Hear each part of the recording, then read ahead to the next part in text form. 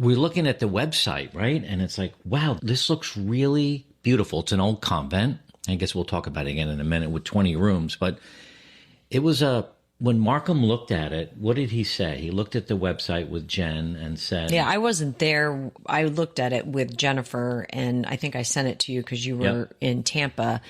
But it was one of those places that felt like it was going to be as good as it can be. Like, you're still going to end of life, but it didn't have that feeling for a 41-year-old that we were sending him to a nursing home, a traditional nursing home, a nursing care facility, a traditional nursing care facility. It felt like it was going to be a better, younger, more independent atmosphere with visually pleasing, so many things to look at and do, and workspaces for your family to continue to keep up with their lives, and gourmet kitchens and rooms for family. And then at the same time, the care with the nursing staff that was above anything I think we'd ever thought we'd have, as well as amenities, which again, I know we're going to go through the list, but, as we researched it, we started to get more comfortable, as comfortable as you can get, because you really can't get super comfortable in the position we were in, but it felt like the best option. It just took a while to figure it out. It did. And that's, the one thing I would say, and I'll say it again too. And before I go forward, I just want to remind everybody, but I remember, being in Sloan Memorial, you and I and the family, and eating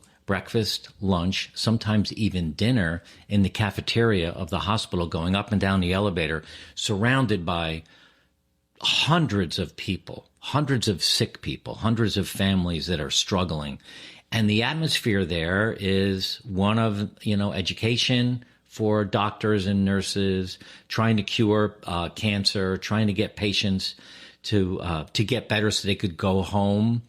We were one of the families where that wasn't an option. We had to make this other switch, and it's hard. But even looking at the website of Villa Marie Claire, as nice as it was, it's still in our head goes, well, it's a hospital. I mean, it's still going to feel like this, but it didn't. And we're going to talk about our first minute there in a couple minutes. But, Jen had to go through the process of filling out now paperwork.